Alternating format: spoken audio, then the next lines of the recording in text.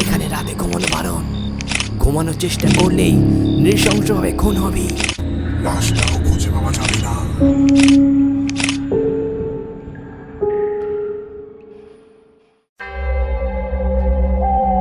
আপনারা শুনছেন আমার ইউটিউব চ্যানেল ভূত তত্ত্ব, যেখানে রাত পারলেই আতঙ্ক বাড়ে।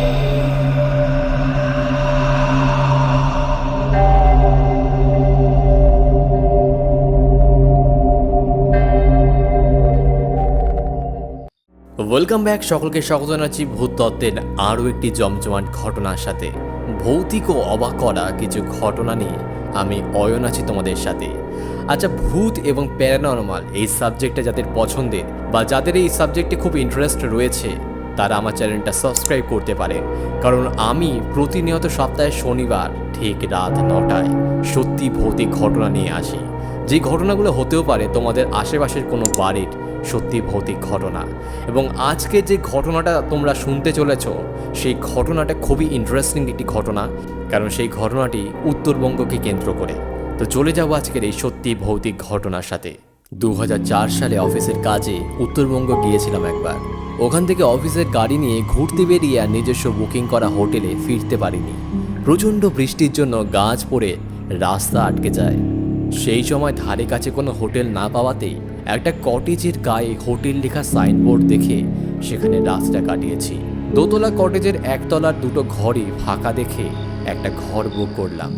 ঘর বুক করার সময় রিসেপশনের লোকটা বলল, দাদা একটা কথা বলে রাখি, রাতে যতই দরকার হোক না কেন একদম ঘরের বাইরে বেরোবেন না।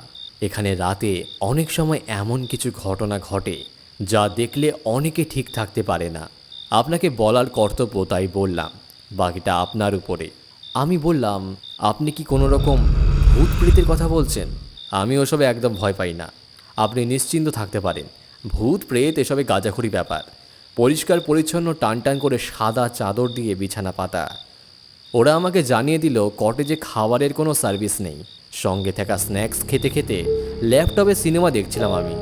রাত 2টোর সময় আমি আলো নিভিয়ে শুয়ে পড়ি, কারণ আলো জ্বললে ঘুম আসে না। আলো নেভানোর মিনিট 20-র মধ্যে তন্দ্রা এসেছে। এমন সময় আমি নিজের গলায় প্রচণ্ড চাপ অনুভব করি। পাথরের মতো দুটো হাত মনে হচ্ছে ক্রমশ যেন গলা টিপে যাচ্ছে।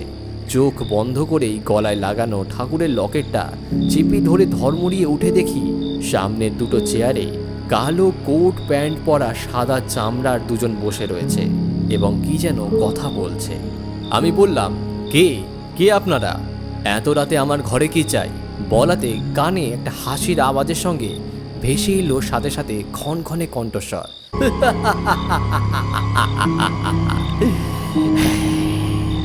এখানে রাতে ঘুমানো বারণ। ঘুমানোর চেষ্টা করলেই নৃশংসভাবে খুন হবি। লাশটাও খুঁজে পাওয়া যাবে না।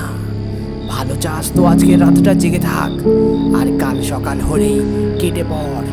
এটা একমাত্র আমাদের জায়গা, এখানে যেই আসবে সেই মারা পড়বে। কথাগুলো শুনে ভয় চুপটা মুছে নিয়ে দেখলাম কোট প্যান্ট পরিহিত লোক দুটো কোনো জীবন্ত লোক না, একটা কালো অবয়ব। আমি তখনও ভাবছিলাম এরা মানুষই হবে, হয়তো কোনো রকম ছাওয়া পড়াতে লাইটের এরকম দেখাচ্ছে। হয়তো ডুপ্লিকেট চাবি দিয়ে ঘর খুলে ঢুকে গেছে। চোর হলে যদি পালিয়ে যায়, তাই চুপি চুপি অন্ধকারে হাতড়ে খাটের সঙ্গে লাগানো সুইচটা টিপে আলো জ্বালাতেই দেখি পুরো ঘর ফাঁকা, কোথাও কেউ নেই। সঙ্গে সঙ্গে দরজার দিকে দেখি সেটা যেমন বন্ধ করেছিলাম ঠিক তেমনই বন্ধ অবস্থায় আছে। বাইরে বেরিয়ে দেখি রিসেপশনও ফাঁকা, সেখানেও কেউ নেই যে যাকে সাহায্যের জন্য ডাকবো। ওপরে কেউ ছিল কি না আর দেখা হয়নি। এরপর সারা রাত আমি জেগে কাটিয়ে দিই। পরদিন সকালে যথারীতি রিসেপশনের লোকটাকে জিজ্ঞেস করি, এখানে কি কোনো প্রেতের উপদ্রব আছে দেখছি? কাল রাতে আপনি কোথায় ছিলেন? রিসেপশনে কাউকে দেখতে পাইনি। রিসেপশনের লোকটা কোনো উত্তর না দিয়ে শুধু বলল, রাস্তা পরিষ্কার হয়ে গেছে, আপনি এবার নির্ঝঞ্ঝাটে যেতে পারেন। আমিও অপরিচিত জায়গা দেখে আর কথা না বাড়িয়ে বিল মিটিয়ে অফিস থেকে দেওয়া গাড়িটা নিয়ে নিজের হোটেলে ফিরে যাই। পরে স্থানীয় বাসিন্দাদের থেকে জানতে পারি যে ওই কটেজটা একটা সমাধির পাশে বানানো হয়েছিল। সমাধিস্থানের অতৃপ্ত আত্মারাই নাকি সেখানকার আবাসিকদের মাঝে মাঝে দেখা দেয়। যারা জানে তারা কেউ ওখানে গিয়ে ওঠে না, কিন্তু যারা ভুলেও চলে আসে তাদেরই তারা রাতের বেলা দেখা দেয়। তারা এও বলে আমার কপাল খুব ভালো বলে বেঁচে গিয়েছে। তো এই ছিল আজকের ঘটনা। যদি ভালো লেগে থাকে তাহলে অবশ্যই একটি লাইক করতে ভুলবেন না এবং কমেন্ট করে জানাবেন এই ঘটনাটি আপনাদের কেমন লাগলো।